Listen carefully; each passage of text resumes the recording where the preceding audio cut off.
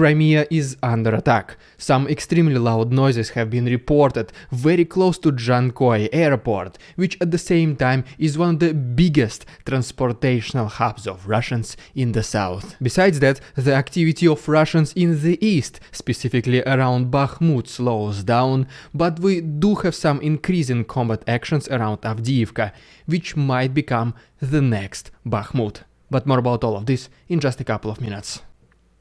What's up, investors? It's the Russian dude. And let's go straight to the point and see some most recent footage. And we begin with ridiculous Russian propaganda of a deputy chief shaman of Russia. Yes, there is such title. The guy is basically doing his ritual, and at the end he said that the spirits told him that soon enough Alaska and California will join Russia. But okay, let's get back to a little bit more serious news, and as you might have already heard, the International Criminal Court has issued a warrant for Putin. In addition to that, the arrest warrant has been also issued against Maria Lvova-Belova, and it is said that it is because of their abducting Ukrainian children. But what many people do not talk about is that actually there might be a second criminal proceeding against Putin. And already this one will be considering the war crimes of Putin against the civilian infrastructure of Ukraine whenever Russia was bombing houses, neighborhoods, or even energy infrastructure. According to the Hague prosecutor Karim Khan, the warrant for Putin's arrest will be indefinite. And as you can see right here, some Ukrainian trains already have these mocking wanted posters against Putin. But yes, Russian propaganda as always took them very seriously. But anyways, in all seriousness, right here we have a map and all the countries which are highlighted in green, they're legally required to arrest Putin if he's gonna show up on their territory. But it did not stop him from making a quick visit to the temporarily occupied territories of Ukraine, such as Mariupol and Crimea, which just by the way once again sparked the rumors whether Putin is using a double or even a triple, if there is such a word exists. So, before going to Mariupol, Putin made a quick stop in Rostov-on-Don to visit one of the local military headquarters, and as Russian propaganda said, this visit was unscheduled and unplanned, but somehow, mysteriously, two extremely high Russian military officials, Surovikin and Gerasimov, were in the same place at the same time. Yeah, definitely not unscheduled. Then Putin went to Mariupol, where he met with just random locals who were extremely familiar from Putin's address to the nation during his New Year speech, and then those people were saying that, "Thank you so much, Mr. President. You made a real heaven on earth out of our city." But in one of the videos you can clearly hear one woman screaming in the background, "It is all fake, it is all staged, do not believe them." And obviously this version never made it to the Russian state channels.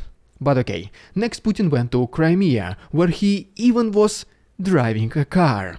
And according to many internet people, they spotted some differences between two different Putins. I mean, does it not look suspicious when allegedly a real Putin meets with his most trusted advisors? He sits in this long table away from them. But then he just randomly walked up to some people, locals in Mariupol, and he started shaking their hands. But wait, there is more. Because after that, some people compared the side view of Putin from all these visits to Mariupol, Crimea, Rostov-on-Don, to this address to the nation which happened on February 21st. And as you can see, the results are on your screen. And basically yes, if you're also now confused whether Putin is using doubles or maybe even triples or quadruples, or a dozen nipples, I don't know if there's such a word.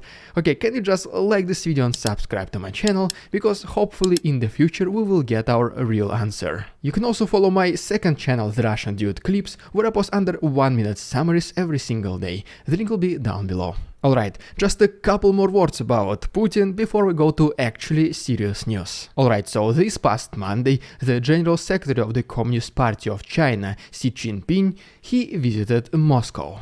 He then later met with President Putin, where he said that Russia and China are very good friends and that these countries will always help each other to maintain peace in the world. And besides that, Xi Jinping also voiced his opinion about this Russian-Ukrainian war. And this is basically that China wants peace between two countries, but neither of the sides should compromise its safety. Which kinda implies that China wants to be seen as at least a neutral country, but at the same time they do not want to stop their relations with Russia.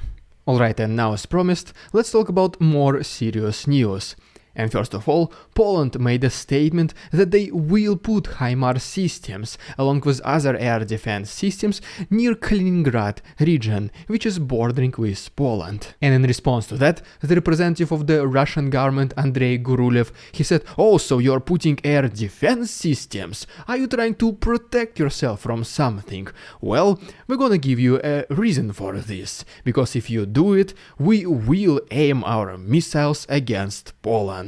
And while this might sound absurd, it feels like that this is a common logic among some Russian politicians. Alright, next we have the statement from NATO, which is planning to put 300,000 of its soldiers closer to the eastern border of Europe. And they will put first 100,000 and if necessary, they will add more soldiers later. And I mean, do you remember one of the first original goals of this special military operation by Putin, which was not to let NATO expand? And I guess this task was pretty successfully failed. Alright, next we have a video from Canada, which sends even more of its military vehicles to Ukraine. And then we have a statement from Italy, which claims that Ukrainian soldiers have finalized their training on SMPT air defense systems. Then we have a statement from Slovakia, which claims that they will also send their MiG fighter jets to Ukraine, following the same proposal from Poland. And as of right now, the total number of planes from these two countries to Ukraine will be 33. And in addition to that, Ukraine allegedly received 4 Su-25 fighter jets from North Macedonia. And ultimately, here is a video of pretty big military convoy of American military vehicles, which is going towards Bakhmut. And since I mentioned Bakhmut, let me give you a very quick update from the east, before we can talk about the most recent unexplainable loud noises from Crimea. And first of all, according to the report by the Institute for the Study of War, Russians continue their limited offensive along Kupiansk, Svatove, Crimea front line with absolutely no success. As we go closer to Crimea, Russians recently attempted 3 assaults to the west of this settlement, mainly in this forest area, but all of these attacks were successfully and easily repelled by Ukrainians. As we go to the south, Ukrainians reportedly were able to destroy a Russian armored vehicle in Paraskovivka, which was carrying supplies and weapons and ammunition, allegedly going towards Bakhmut. And speaking about Bakhmut itself, Ukrainians were also able to destroy a Russian assault group to the northwest of this city. And on this map, we can see how Bakhmut frontline has been changing in the last several days. But the most important part is that Bakhmut still stands, as reported by Ukrainian soldiers who fight directly inside this city. Then we go down to Orlivka, where as a result of a Russian attack, a local school has been severely damaged. And going closer to Avdiivka, Ukrainians reportedly were able to destroy a Russian military convoy next to Vodyane. And speaking about Avdiivka, unfortunately the situation is getting increasingly difficult, as Russians are pressuring from 3 different sides, from the northeast, from the east and from the southwest. And according to Ukrainian sources, in the worst case scenario, Avdiivka can become the second Bakhmut. But at least the good news is that this will only happen, if it happens, only after Russians lose completely in Bakhmut. And the reason for this, it is because Russians have been trying to encircle and capture Bakhmut for already several months, and in the last couple of weeks their progress has been minimal. But as of right now, Russian assaults against Avdiivka has had some relative success, and it also does not have a river running across the center of the city, which will potentially make the advancement of Russians easier than in Bakhmut. But just like with Bakhmut, Russians will most likely need Avdiivka only to present it as some kind of a symbolic victory. And as you can see right here, this is how the front line to the north of Avdiivka has been changing in the last couple of days. And before we finally talk about the situation from the south of Ukraine, here is your last video from Donetsk. And as you can see, allegedly a Russian fighter jet has been intercepted, but the pilot was able to eject. Alright, and now as promised, let's talk about the situation in the south of Ukraine and some extremely loud noises in Crimea. And while going there, Ukrainians reportedly destroyed a Russian reconnaissance group to the south of Hulai Pole. Then we have this archived video from the Defense Intelligence of Ukraine,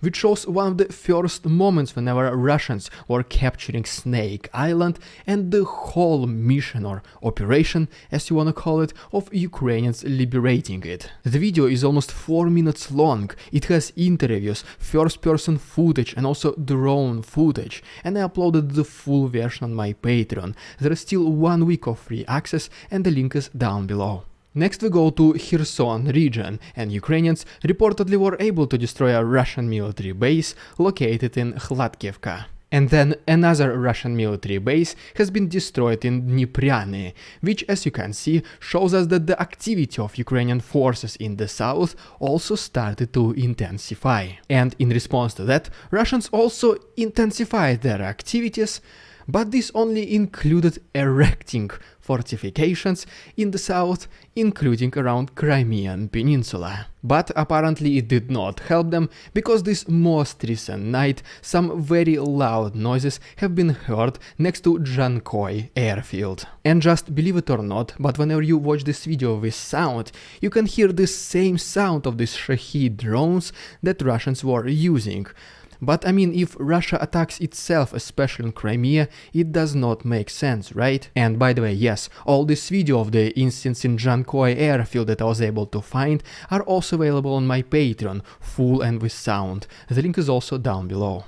And because of this, some people started to come up with different ideas, including potentially ridiculous ones, such as that, for example, Ukrainian partisans were able to hack into the database of these Shahid drones, recode them, reprogram them, so every single time Russians launch them, they will eventually, inevitably, attack Russian military objects. But nevertheless, according to the locals, as a result of this attack, a section of the railroad has been severely damaged, and in addition to that, a small, let's call it train, which was transporting Russian caliber missiles, has also been partially destroyed. But what is even more important is that right there in Jankoy is one of the biggest Russian military air bases, which sends these fighter jets and helicopters to attack the entire south of Ukraine. According to the most recent estimations, there were a total of approximately 90 military planes of Russians stationed in this airport, along with approximately 60 helicopters. And that's right, the majority of these most recent explosions came exactly from the place where this airbase is located. As for now, we cannot tell for sure whether the airbase itself was directly affected, but obviously Russians will deny everything, and tomorrow, most likely, we will have our answer. And if you don't want to miss it, just please once again subscribe to my channel, it only takes 1 click. And if you want to support my work financially, please consider becoming my channel member, use a PayPal link, or become my Patreon, where there's still 1 week of free access. You can find all these links to the right and down below. Thanks so much for your attention, товарищи, and see you tomorrow.